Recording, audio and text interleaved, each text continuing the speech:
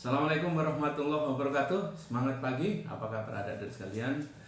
Mudah-mudahan kita pagi hari ini masih dalam suasana sehat walafiat, dalam lindungan Allah SWT, terutama dalam menghadapi cobaan nasional internasional ini ya, tentang merebaknya wabah atau yang disebut dengan pandemi corona ya.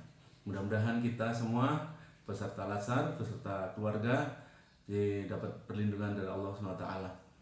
Dan kemudian masih dalam suasana kerja dari rumah ini, adik-adik kita juga akhirnya repot semua ya, harus online ini, harus ada videonya, laptopnya juga nyala, iPadnya juga harus tetap jalan. Tapi kita semua mengharapkan proses pembelajaran tetap berjalan dengan baik, sehingga adik-adik bisa mengejar atau mencapai kompetensi yang telah ditetapkan di dalam Latsar ini, yaitu bagaimana kita menjadi seorang ASN yang profesional, menjadi ASN sebagai pelayan masyarakat yang profesional, di mana salah satu adalah mampu mengaktualisasi nilai dasar, yaitu aneka ya, akuntabilitas, nasionalisme, etika publik, komitmen mutu, dan yang terakhir kita bahas pada hari ini adalah anti korupsi.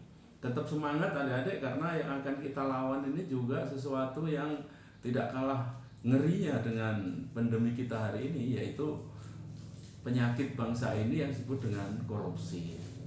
Sebagaimana kita ketahui bahwa korupsi masuk dalam kategori kejahatan yang luar biasa, extraordinary crime ya.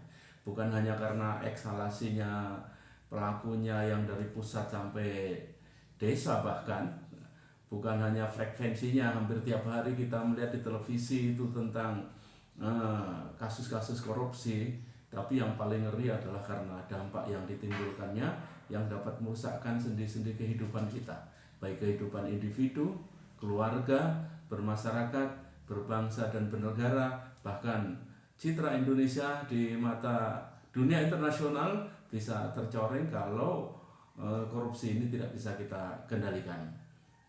Nah, pada hari ini adik-adik saya selama 12 jam pelajaran ini sudah di pola minimal adik-adik, karena yang pertama ini Latsar, ini ada 27 jam, ini selama 3 hari kita bahas ya. Kemudian di pola yang diperbaharui lagi ada 24 jam, dan sekarang para minimalis karena percepatan Latsar ini hanya disajikan dalam 12 jam.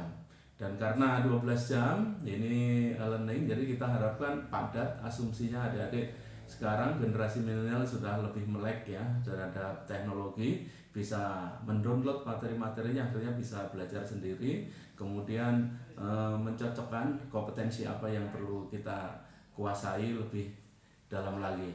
Nah, nanti ini dalam pengantar tugas ini adik-adik, dan kita harus tugas sendiri-sendiri. Kita hindari sebanyak mungkin kontak dengan orang. Nah, kita kerja kamar saja, boleh nanti kerja kelompok bersama teman-teman satu kamarnya saja ya. Dan kita memanfaatkan kemajuan teknologi ini dengan memanfaatkan internet ya, jaringan internet yang ada. Kita interaksi melalui website learningnya Badan Pengembangan Sumber Daya Manusia Provinsi Sulawesi Tenggara, melalui dev.diklatgarbarata.id ya. Nanti kita bisa chatting di situ, dan materi ini Anda bisa upload di sana juga.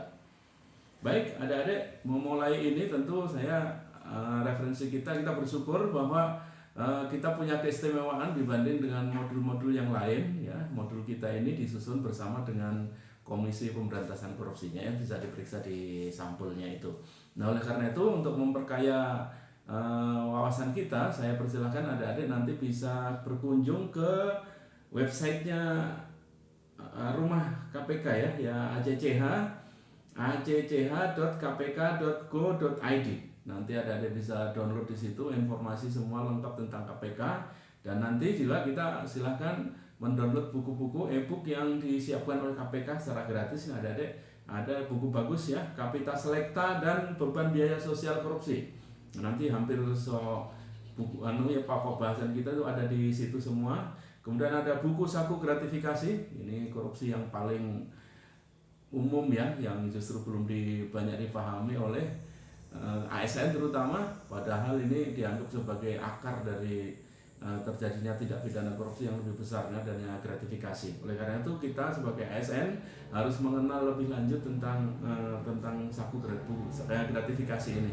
Bagaimana ciri-cirinya dan bagaimana kita mengenali gratifikasi ini dengan berbagai macam pertanyaan introspeksi diri nanti ya. Di buku itu dipahami. Kemudian kita juga paham lagi tentang 30 tindak pidana korupsi yang kemudian diperas menjadi 7 kelompok itu. Ya, buku saku pahami dulu baru lawan. Pahami dulu baru lawan.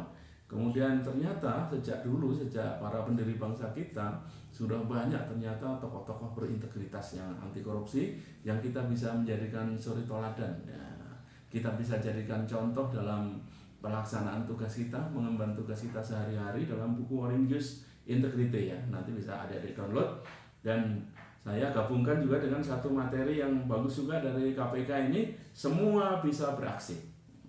Nah, silahkan adik-adik kunjungi ya sekali lagi ini acch.kpk.go.id.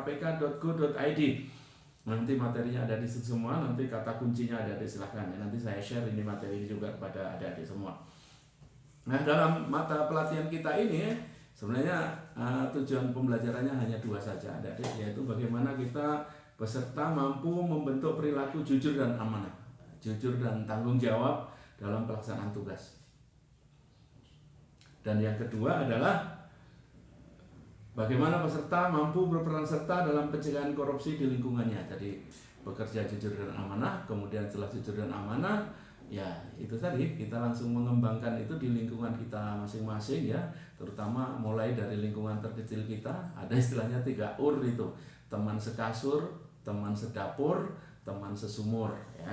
Baik, kita mulai dari yang pertama, yaitu bagaimana kita mampu membentuk perilaku jujur dan amanah. Dengan materi pokok yang pertama adalah sama ini di beraksinya KPK ini ada 4 langkah. Ini langkah yang pertama adalah pantang terlibat dalam tindak pidana korupsi. Di sini ada 2 kata, ada kata pantang dan ada kata tindak pidana korupsi. Oleh karena itu, dalam sesi ini adik-adik supaya kita bisa pantang, bisa anti korupsi, kalau kita mempunyai alasan-alasan di dalam hari kita yang kuat, mengapa kita harus berlaku anti korupsi. Oleh karena itu, tugas yang pertama bagi adik-adik adalah membuat alasan, berikan alasanmu mengapa kita harus bersikap pantang atau anti korupsi. Ini nanti adik-adik bisa kaitkan dengan nilai-nilai dasar ASN yang lain. Saya bahagia berbahagia nih anti korupsi ditempatkan di terakhir dalam aneka ya, akuntabilitas, nasionalisme, etika publik, komitmen mutu dan anti korupsi. Sebenarnya materi anti korupsi ini sudah tidak perlu lagi kalau kita sudah paham tentang anek ini, akuntabilitas misalnya. Kalau orang sudah berakuntabilitas, sudah pasti dia tidak akan anti korupsi, tidak akan korupsi. Nah, di akuntabilitas ini adik-adik di sana ada akuntabilitas publik. Kemudian di anti korupsi ini kita mengenal yang namanya spiritual accountability atau akuntabilitas spiritual. Bagaimana keterkaitan akuntabilitas spiritual dengan akuntabilitas publik? Akuntabilitas spiritual adalah keyakinan di dalam diri kita ya, bahwa semua perbuatan manusia itu nanti akan dipertanggungjawabkan. Setelah kita mati, kita akan mempertanggungjawabkan kepada Tuhan Yang Maha Esa. Karena kita ketahui bahwa ada akuntabilitas diri, ada akuntabilitas kepada atasan kita, ada akuntabilitas kepada masyarakat ya, di instansi pemerintah itu, dan yang paling utama adalah kita akuntabilitas kepada Yang Maha Kuasa, bahwa semua perbuatan kita akan kita pertanggungjawabkan. Dengan mempunyai spiritual accountability yang baik, hati kita tertata dengan baik. Oh, bekerja itu ya amanah, bekerja itu adalah ibadah. Nah, kalau kita sudah mempunyai niat yang baik, maka akan menghasilkan pikiran atau visi misi yang baik. Kalau visi misi yang baik akan menghasilkan usaha terbaik. Usaha terbaik akan menghasilkan kinerja yang baik. Kinerja yang baik itulah namanya akuntabilitas publik itu. Jadi ada keterkaitan antara akuntabilitas publik dengan akuntabilitas spiritual ini. Nanti adik-adik bisa dalami ya. Itu dari sisi akuntabilitas. Kemudian dari sisi nasionalisme adik-adik ya. Dari sisi nasionalisme kita bisa explore mengapa kita harus anti korupsi. Sikap rela berkorban, tidak tamak, tidak mementingkan diri sendiri, tidak memperkaya sendiri, bahkan berani berkorban, bahkan berani berjuang, ya, mengorbankan diri kita. Namanya orang, kalau istilah kita ya, ada di Buton ada istilah bolimo karo samono melipu, jangan pisah ya, yang penting kampungku. Ini menunjukkan rela berkorban itu adalah akar demi kepentingan umum, demi maslahat umum, itu adalah ciri kita ya, ciri-ciri kita. Oleh karena itu, ya silakan. Kalau kita kaitkan dengan modulnya nasionalisme kan Pancasila, bagaimana korupsi? Apakah dia tidak bertentangan dengan sila pertama ketuhanan yang Maha Esa? Bagaimana dengan kemanusiaan yang adil dan beradab? Bagaimana dengan persatuan Indonesia? Bagaimana dengan musyawarah mufakat ya? Permusyawaratan yang dipimpin oleh himpunan kebijakan dan sebagainya, dan bagaimana dengan keadilan sosial bagi seluruh Indonesia? Bukankah korupsi itu menciderai? Nanti silahkan ada eksplor dari sana. Kemudian ada yang menarik lagi, yang ketiga materi kita, bagaimana keterkaitan anti korupsi dengan etika publik. Nah, adik-adik di PNS tentu ada larangan-larangan ya, itu ada etikanya PNS. Ada, kita bicara tentang baik dan buruk, benar salah, benar dasarnya nanti adalah dengan norma-norma, baik norma agama, norma hukum. Saya kira tidak ada satupun yang membenarkan tentang baik perilaku korupsi maupun tidak pidana korupsi. Bahkan kalau kita lihat kamusnya, kata korupsi itu sendiri bermakna ya rusak, bejat. Bejat itu tahu ya, jebat bahasa Jawa bilang. Kalau ada anyaman-anyaman ada kursi anyaman dari rotan itu, atau keranjang yang dari rotan yang keluar dari jalur anyamannya, itulah disebut dengan jebat atau bejat. Makanya di kamus Weber itu dikatakan bahwa korupsi itu adalah semua perbuatan yang keluar dari norma-norma kesucian, norma-norma hukum, norma-norma agama, ya, semua perbuatan yang keluar dari hukum, keluar dari norma, itu disebut sebagai korupsi. Itu secara harfiah ya. Maka kita mengenal yang namanya perilaku korupsi. Kita mengenal yang namanya tindak pidana korupsi. Di modul adik nanti dikatakan bahwa tidak semua perilaku korupsi masuk dalam kategori tindak pidana korupsi. Nah, karena itu nanti kita perlu contoh-contoh ya. Tapi semua tindak pidana korupsi pasti diawali dari perilaku korupsi itu. Maka kita harus mampu menghindari ya dari perbuatan-perbuatan yang perilaku-perilaku korupsi ini kalau berkembang terus berkembang akhirnya tidak merasa ini akan masuk ke ranah sebagai tindak pidana korupsi. Nah, ini dari segi etika ya, dari segi etika. Nah, kemudian kita juga bisa nanti mengkaitkan lagi dengan dari komitmen mutu. Seorang ASN dalam memberikan pelayanan harus mempunyai tekad yang kuat untuk memberikan yang terbaik, komitmen mutu ya. Memberikan yang terbaik, lebih mudah, lebih cepat, lebih murah, lebih terjangkau, lebih dekat, sehingga masyarakat menjadi lebih nyaman dan puas dengan layanan pemerintah, dan akhirnya meningkat kepercayaan mereka terhadap pemerintah ya. Dan oleh karena itu, hal yang paling dibenci oleh masyarakat di dalam pelayanan kita yaitu adanya atau pungutan-pungutan yang disebut uang tinta, uang jasa, uang lelah, uang rokok dan lain sebagainya yang tidak tertulis di dalam aturan, itu yang paling dibenci masyarakat ya. Oleh karena itu, seorang PNS juga harus berpikir kreatif, inovatif ya, lebih efektif, lebih efisien, bagaimana memberikan yang terbaik. Kalau berpikir seperti itu dan tahu masyarakat yang paling dibenci adalah perilaku korupsi, maka tentu orang yang berkomitmen mutu tidak mungkin akan melaksanakan tindakan korupsi. Itulah kira-kira keterkaitannya. Kemudian adik-adik juga bisa mengeksplor ya, bagaimana kita memberikan alasan mengapa kita harus pantang korupsi, dilihat dari sisi akuntabilitas tadi, dilihat dari sisi nasionalisme, dilihat dari etika publik, dan dilihat dari komitmen mutu. Kita juga bisa melihat dari dampak-dampaknya. Bagaimana korupsi ini bisa merusak sendi-sendi kehidupan keluarga.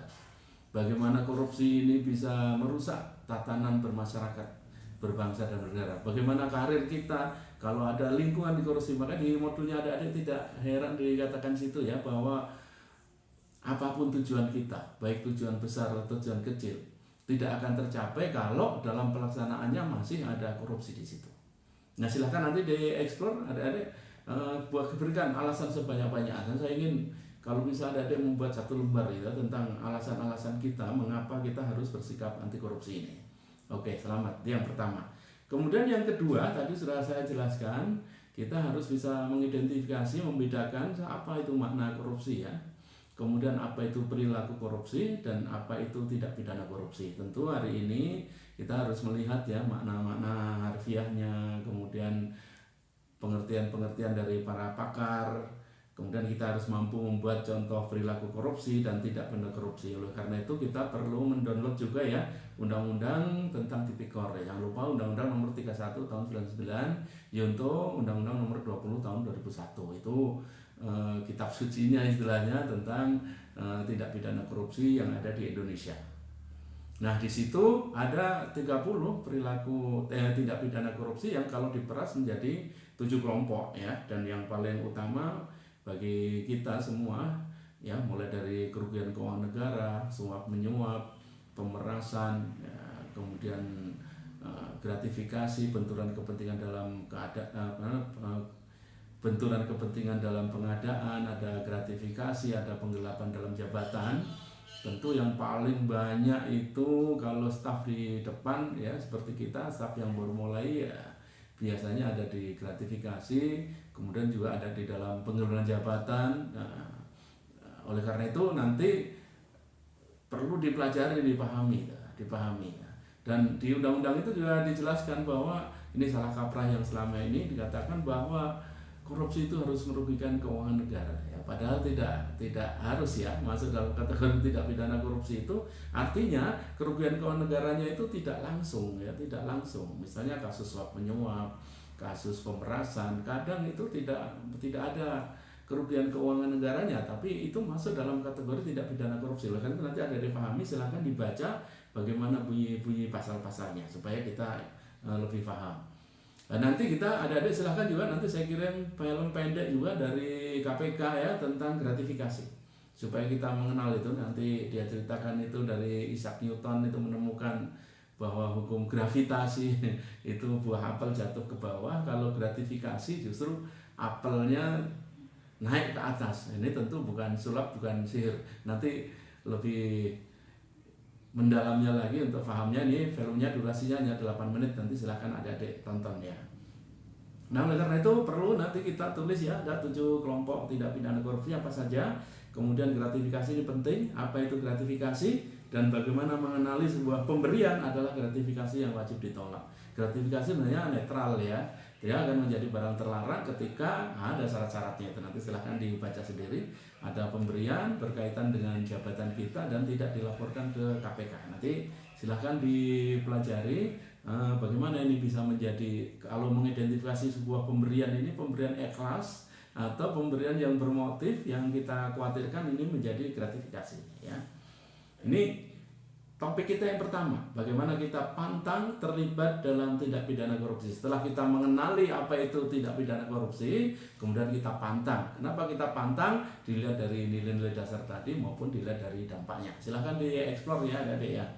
Kemudian yang kedua, agar kita bisa bekerja secara jujur dan amanah, ini kita harus melatih diri ya, berlatih integritas. Nanti dalam realitas kehidupan kita di PNS itu ya banyak tekanan, banyak bujukan, banyak rayuan ya, banyak faktor internal dan eksternal ya, banyak yang akan mempengaruhi kita. Makanya nanti di modulnya ada itu dijelaskan akan terjadi pertentangan yang hebat antara nilai-nilai ketuhanan yang Maha Esa melawan nilai-nilai keuangan yang Maha Kuasa. Ya, sekali lagi, pertentangan antara nilai-nilai ketuhanan yang Maha Esa melawan nilai-nilai keuangan yang Maha Kuasa. Ini bahasa anekdot tapi bener ya gitu ya. Oleh karena itu dalam berlatih integritas itu KPK sudah mengidentifikasi ada 9 nilai anti korupsi. Nah, ada 9 nilai anti korupsi. Nanti silahkan di download di KPK, ada membagi menjadi 3, kemudian ada 1 nilai intinya. Yang akhirnya menjadi tagline KPK ya, berani jujur itu hebat. Nanti adik-adik silahkan mungkin siapa yang punya pandangan yang lain, nilai apa dari 9 nilai itu, mana nilai yang paling prioritas. Nah, agar kita mudah menginternalisasi, saya persilahkan adik-adik bisa membuat akronim. Misalnya saya di beberapa kelas kemarin ada yang membuat akronim berjumpa di kertas. Ya, apa itu berjumpa di kertas? Berani, jujur, jum ya, mandiri, peduli, adil. D-nya adalah disiplin, K-nya adalah kerja keras, T-nya adalah tanggung jawab, dan S-nya adalah sederhana. Berjumpa di kertas. Silakan ada buat akronim yang lebih menarik lagi sehingga 9 nilai anti korupsi itu bisa terpatri di dalam diri kita. Nah, kemudian tadi sudah saya ceritakan adik-adik, supaya kita harus mempunyai sosok idola, kita harus mempunyai sosok teladan. Ternyata bangsa Indonesia itu banyak mempunyai tokoh yang berintegritas dan contoh yang mempunyai jiwa nasionalisme, jiwa patriot yang bisa menjadi suri teladan kita dalam pelaksanaan tugas sehari-hari. Oleh karena itu, silahkan di download, nanti dibaca bukunya, sangat menarik, ceritanya juga pendek tentang Oranges Integrity. Nanti di situ ada beberapa tokoh, ada 10 tokoh, itu adik-adik cukup meneladani satu tokoh saja, dibaca. Ada Barodin Lopa di situ, ada Soekarno di situ, ada Muhammad Nasir dan sebagainya. Silakan adik-adik, ada Sultan Hamengkubuwono, ya. Silakan nanti dibaca satu-satu, kemudian kita menarik hikmah. Ini tokoh saya teladani dalam bidang apanya ya, diambil hikmahnya.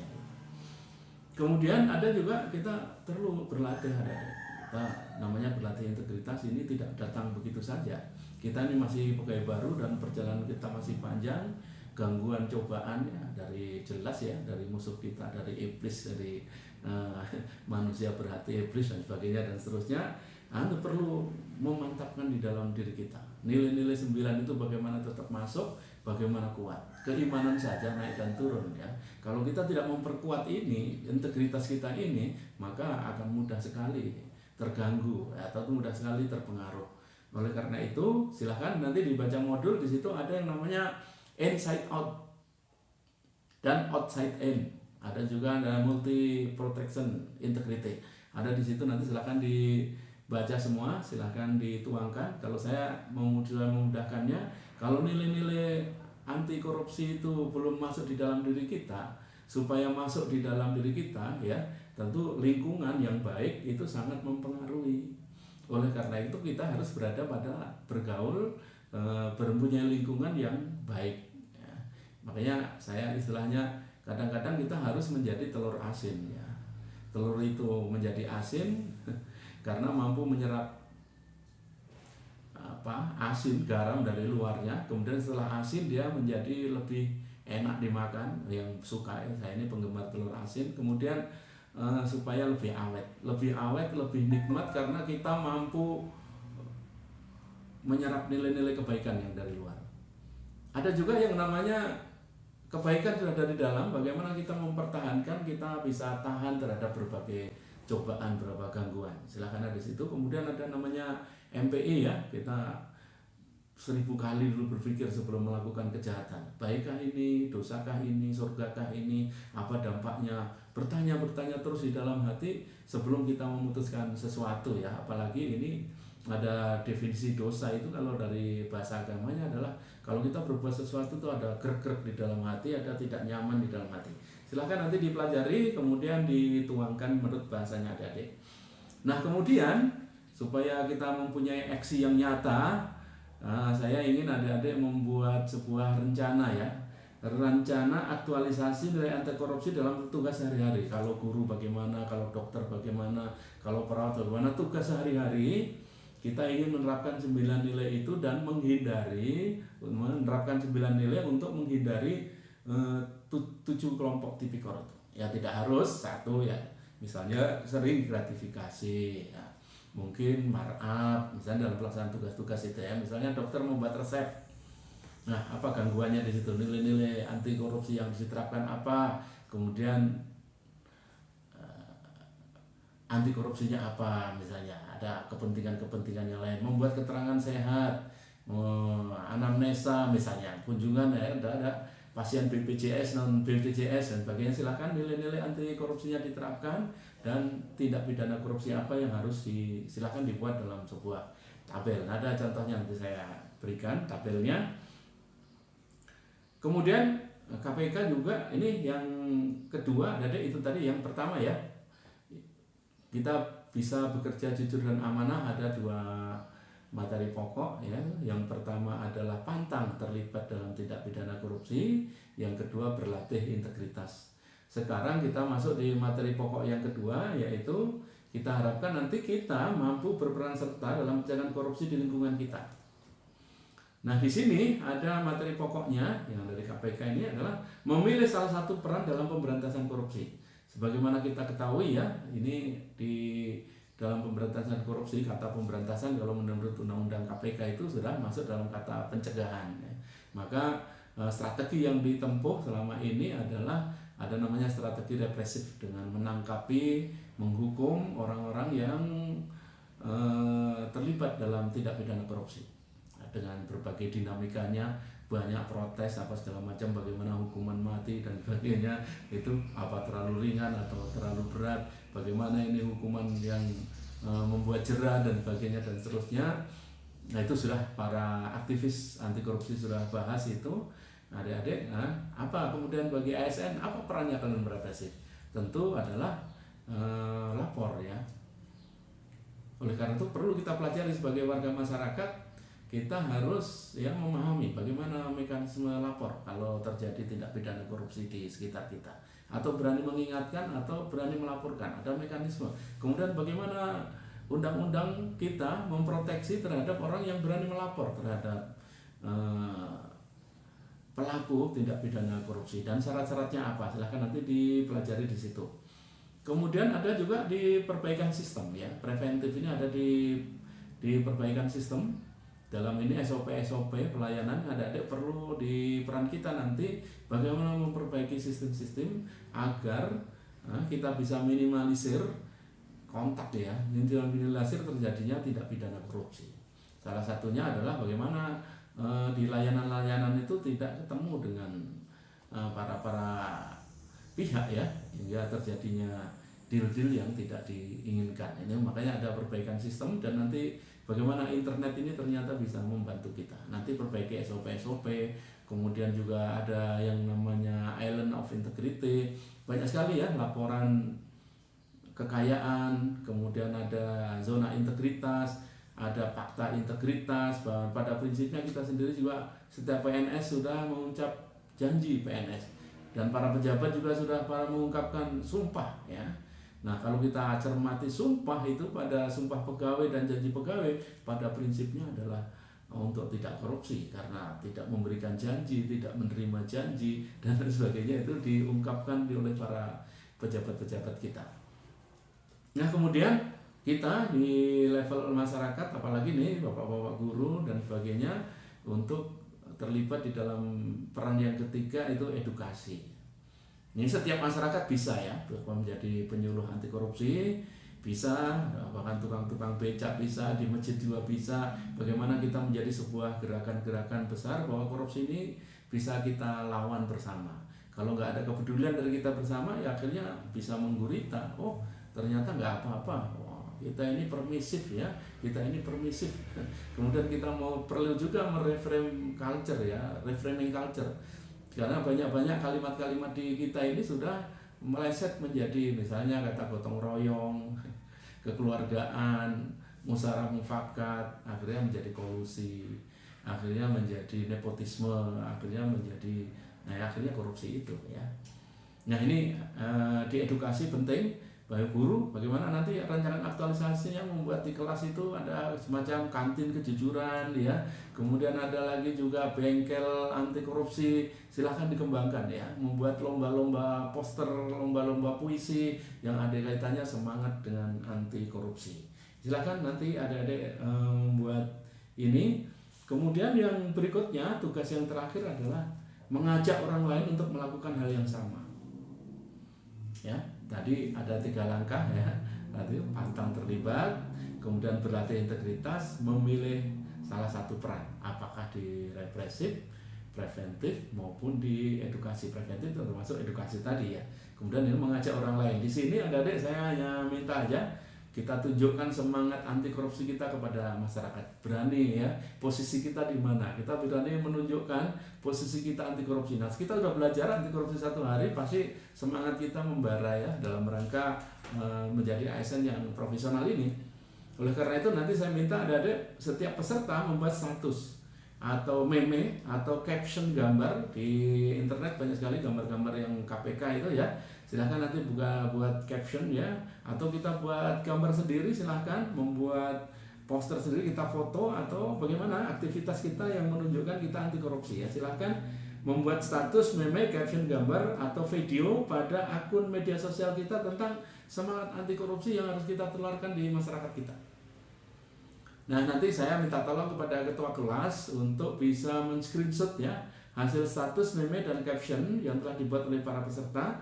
Kemudian minta tolong nanti tugaskan kepada teman yang ahli IT ya untuk bisa membuat video kompilasi, lakukan editing, masukkan lagu-lagu yang menarik, kasih jeda, kata-kata quote, kata-kata bijaksana tentang semangat anti korupsi untuk menambah semarak dari status dari teman-teman tadi. Ya, saya kira itu nanti tugas-tugas yang adik harus kerjakan dalam 1 hari ini. Mudah-mudahan ya dibawa enjoy aja, adik ini bisa kerjasama ya, teman satu kamarnya atau tetangga kamarnya yang ya sama-sama kita latsar kita ini harus e-learning seperti ini.